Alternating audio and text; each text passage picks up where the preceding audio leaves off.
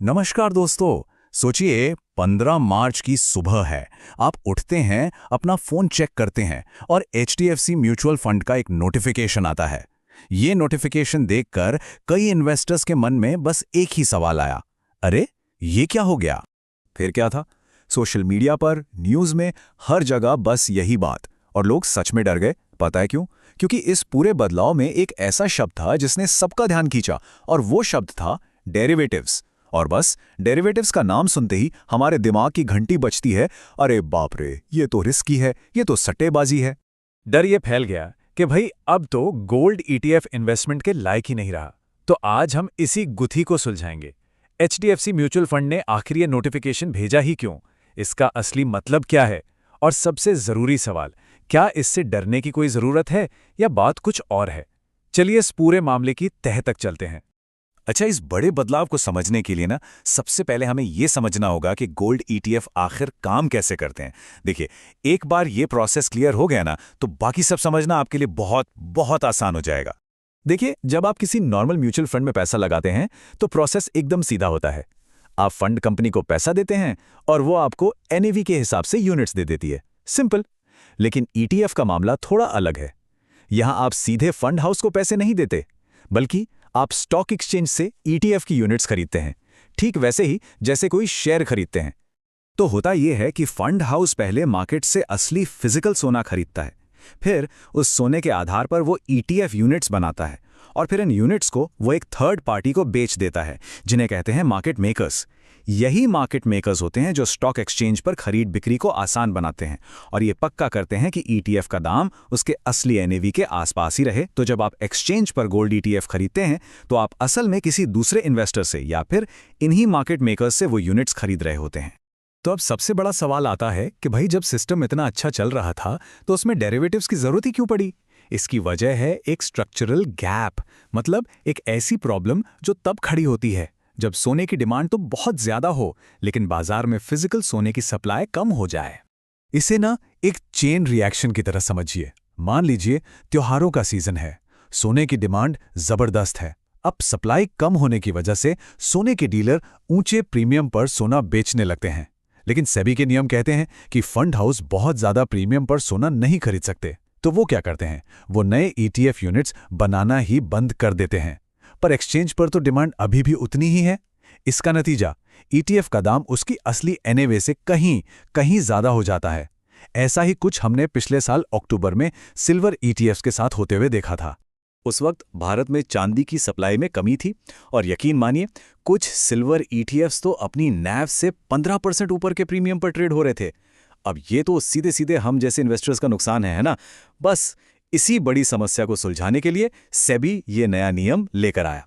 सेबी का सॉल्यूशन था gold ETFs को एक्सचेंज ट्रेडेड कमोडिटी डेरिवेटिव्स यानी ईटीसीडीज इस्तेमाल करने की परमिशन देना। अब इसमें सबसे आम चीज है फ्यूचर्स कॉन्ट्रैक्ट। फ्यूचर्स सीधी भाषा में बस भविष्य का एक अग्रीमेंट है। इसमें आप आज ही ये तय कर लेते हैं कि भविष्य की एक फिक्स तारीख को एक फिक्स्ड कीमत पर आप सोना खरीदेंगे। मतलब आप अभी सोना नहीं खरीद रहे, बस खरीदने की एक पक्की कमिटमेंट कर रहे हैं। तो अब इससे प्रॉब्लम कैसे सॉल्व हुई? बहुत सिंपल है। जब फिजिकल सोना महंगा है तो फंड हाउस अब नए यूनिट्स बनाने के लिए एक फ्यूचर कॉन्ट्रैक्ट खरीद सकता है। इससे मार्केट मेकर्स को यूनिट्स मिल गए, इन्वेस्टर्स को यूनिट्स मिल गए, और ईटीएफ का प्राइस भी कंट्रोल में रहा। और जैसे ही फिजिकल सोने की सप्लाई नॉर्मल होती है, फंड हाउस उस फ्यूचर कॉन्ट्रैक्ट को बंद करके असली सोना खरीद लेता है। Problem solve. अब जब ये सोल्यूशन क्लियर हो गया है, तो चलिए उन डरों की बात करते हैं जो सोशल मीडिया पर फैले हुए हैं। और हाँ, अगर ये जानकारी आपको काम की लग रही है तो इस विश्लेषण को आगे बढ़ाने से पहले एक लाइक जरूर कर दीजिए। तो इस बदलाव को लेकर ऑनलाइन बहुत कुछ कहा सुना जा रहा है, और कुछ चिंताएं भी हैं जो जायज लगती हैं। तो चलिए एक एक करके इन चारों बड़े डरों और गलतफहमियों का सच जानते हैं। सबसे पहला और सबसे बड़ा डर, डेरिवेटिव्स का मतलब है सट्टेबाजी। तो क्या अब हमारा फंड मैनेजर सोने की कीमतों पर जुआ खेलेगा? क्या वो दांव लगाएगा?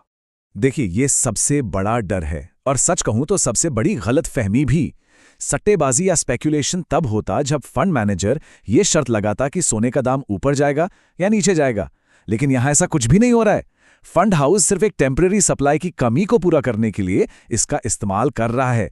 वो बस ये कह रहे हैं कि अभी फिजिकल सोना नहीं मिल रहा या बहुत महंगा है, तो कुछ समय के लिए फ्यूचर से काम चलाते हैं। ये सप्लाई मैनेजमेंट है, सट्टेबाजी नहीं, और दोनों में जमीन आसमान का फर्क है। अच्छा, दूसरी चिंता थोड़ी टेक्निकल है। कुछ लोगों का कहना है कि फ्यूचर्स कॉन्ट्रैक्ट को आगे बढ़ाने में, यानी रोल ओवर करने में, एक कैरी कॉस्ट लगती है, जिससे हमारे रिटर्न्स कम हो सकते हैं। हाँ, ये बात तकनीकी रूप से बिल्कुल सही है, लेकिन इस केस में ये लागू नहीं होती। कैरी कॉस्ट की चिंता तब होती है जब कोई फंड हमेशा मतलब लॉन्ग टर्म के लिए फ्यूचर्स में ही पैसा रखता है। लेकिन यहाँ तो फंड हाउस फ्यूचर का इस्तेमाल सिर्फ और सिर्फ तब करेगा जब फिजिकल सोने की टेम्पररी कमी हो।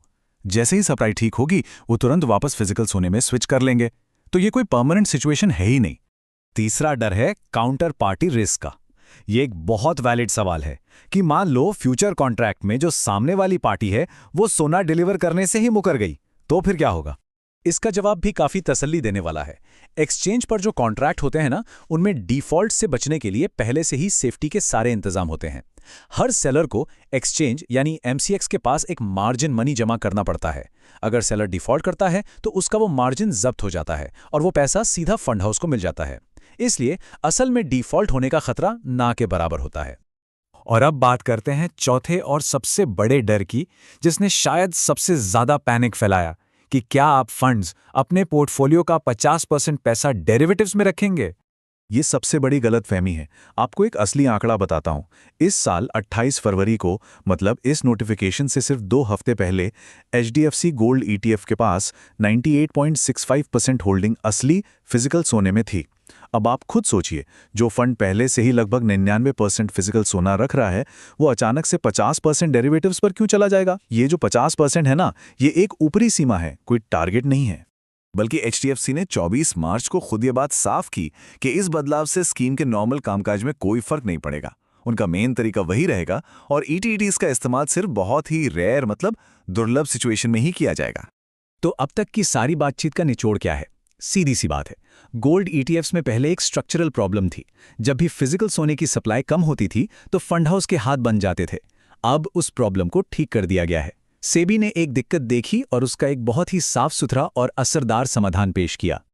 आप इस नए नियम को अपने गोल्ड ईटीएफ के लिए एक सेफ्टी वॉल की तरह देख सकते हैं। जैसे प्रेशर कुकर में सेफ्टी वॉल होता है ना, वो कुकर का काम नहीं बदलता, बस प्रेशर ज्यादा होने पर उसे फटने से बचाता है। ठीक वैसे ही ये नियम आपके ईटीएफ का नेचर नहीं बदल रहा। ये बस फंड हाउस को मार्केट के तनाव को संभालने के लिए एक रेगुलेटेड, टेम्पररी और लिमिटेड टूल दे रहा है ताकि ईटीएफ का प्राइस स्टेबल रहे। तो घूम फिरकर सवाल वही आता है जो हमने शुरू में पूछा था। तो क्या इस बदलाव के बाद आपका गोल्ड ईटीएफ अब पहले से ज्यादा सुरक्षित है? सच तो ये है कि इस बदलाव ने असल में इस प्रोडक्ट को और मजबूत और भरोसेमंद बना दिया है, ताकि भविष्य में अगर कभी सप्लाई की कमी हो भी तो भी हम जैसे इन्वेस्टर्स को नुकसान न उठाना पड़े। तो दोस्तों, ये था आज का विश्लेषण। अगर आपको ये जानकारी महत्वपूर्ण लगी हो तो लाइक जरूर करिए। आपका एक लाइक हमें और ऐसे उपयोगी विश्लेषण बनाने के लिए प्रेरित करता है। अगर कोई सवाल या सुझाव हो तो कमेंट में जरूर लिखिए। इसे उन लोगों के साथ शेयर करिए जो अपने निवेश को लेकर चिंतित हो सकते हैं। और आगे भी स्मार्ट इन्वेस्टिंग और फाइनेंशियल जागरूकता पर जानकारी के लिए चैनल को सब्सक्राइब करना ना भूलें। देखने के लिए धन्यवाद। इस वीडियो में दी गई सारी जानकारी सिर्फ एजुकेशनल पर्पस के लिए है। मैं कोई सेबी रजिस्टर्ड इन्वेस्टमेंट एडवाइजर नहीं हूं। स्टॉक मार्केट और mutual fund investments market risks के सब्जेक्ट होते हैं। किसी भी इन्वेस्टमेंट डिसीजन से पहले अपनी रिसर्च करें या अपने फाइनेंशियल एडवाइजर से सलाह लें।